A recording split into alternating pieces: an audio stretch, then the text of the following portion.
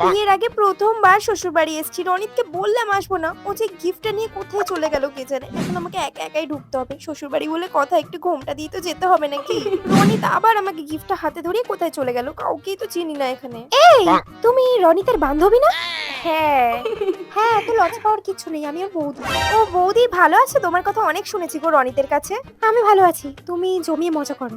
শোনো না, রনিত কোথায় গো? ওকে দেখতে পাচ্ছি। এই তো এখানে ছিল, চলে আসবে এক্ষুনি, তুমি আচ্ছা ঠিক আছে। আমার চায়ের সাথে প্রথমবার কথা বললাম, কি লজ্জাটাই না লাগছে। এই, তুমি কে গো? চিনতে পারলাম তো ঠিক। আমি রনিতের বান্ধবী। ও, তুমি রনিতের বান্ধবী? হ্যাঁ।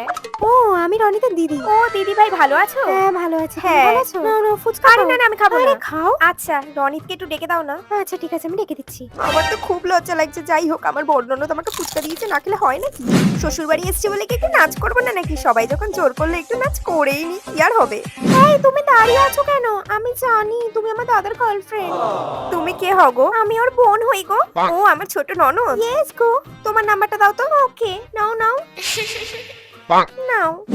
লেগ পিস তো আমার খুব ফেভারিট, জমিয়ে খাবো। হ্যাঁ, এটা রনিতার গার্লফ্রেন্ড। এই হ্যাঁ হ্যাঁ, এটা রনিতার গার্লফ্রেন্ড তো। এ বাবা, আমি তো ভুলেই গেছিলাম আমি শ্বশুর বাড়ি এসেছি। এভাবে কেউ খায় না, কেউ পাগল আমি একটা। হাই বৌদি, আমি রনিতের বন্ধু। আমি তো বাড়ির হবু বউ, আমাকে তো আস্তে আস্তে খেতে হবে। আমি আর লেগ পিস খাবোই না, আস্তে আস্তে খাই বাবা, নাহলে সবাই আবার আমাকে ছোচা বউ ভাববে।